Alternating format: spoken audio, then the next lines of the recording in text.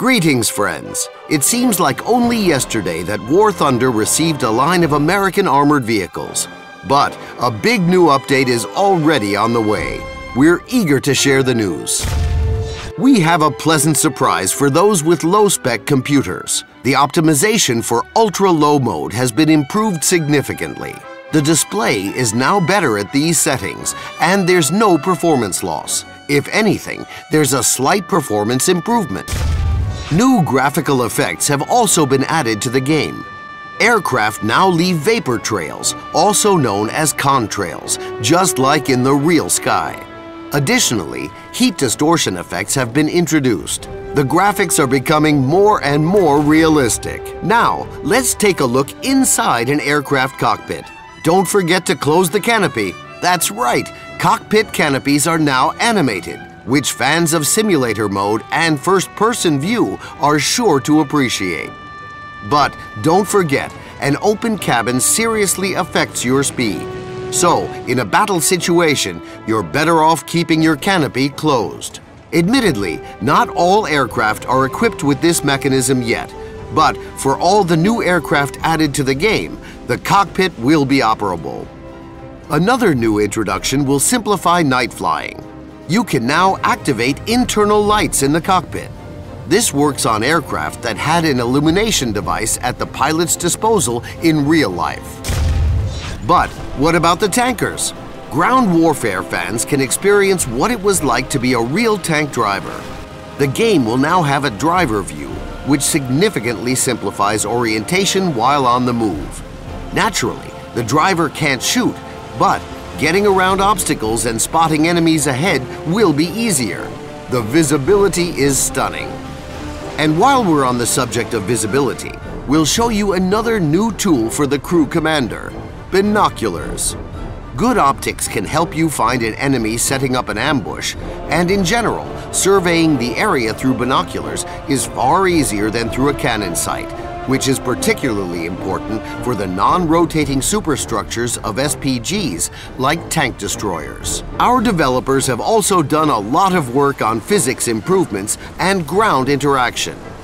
Previously, it didn't matter if your wheels or tracks were likely to dig into the ground or churn up mud, and, for example, it also didn't matter if it was dirt, grass, cobblestone, gravel, or an asphalt road you were driving on.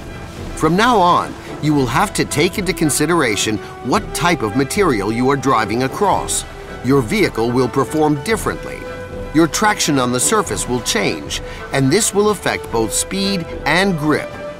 Other details will be changing too, like wheel spins or slipping, as well as track marks that are left behind on unpaved roads. We have also added in-game items, and battle trophies will become more varied and more interesting.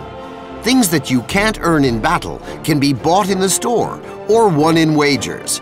However, the wagers made don't come down to randomness or luck.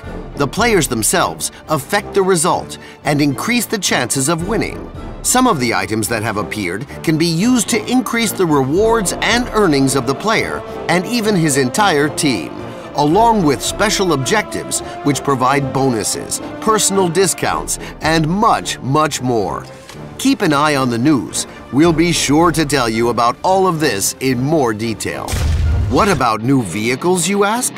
How can an update be major without new tanks and aircraft? US pilots will be getting even more attack aircraft and bombers.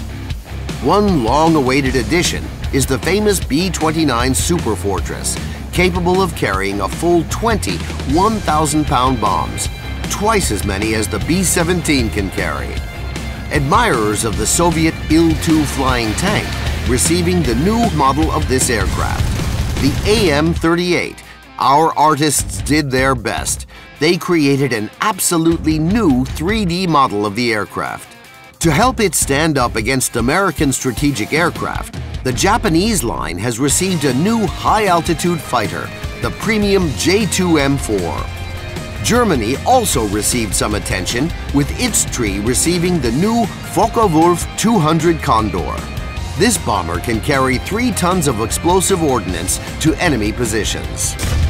Two new anti-aircraft vehicles appeared in the ground forces research trees: the German Geopard and US M42 Duster, as well as a new German Marder III tank destroyer. There are now more premium tanks for fans and collectors. The American line has received an upgraded model of the Pershing, the M26E1.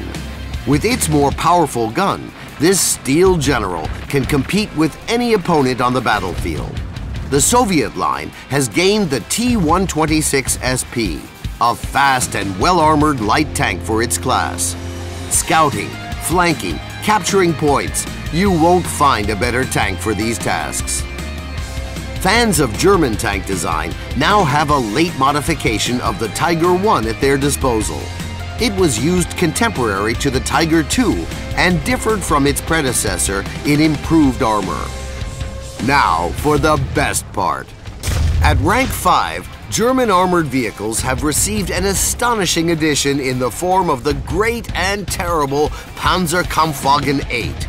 The Maus has the best all-around armor in the game, along with two cannons, one 128mm and another 75mm. But like all giants, it isn't very maneuverable. The developers had to go to some lengths to create it. The one kept at the Kubinka Museum was badly damaged, so obtaining information about this tank was a painstaking task. These are, of course, not all of the items we would like to show you.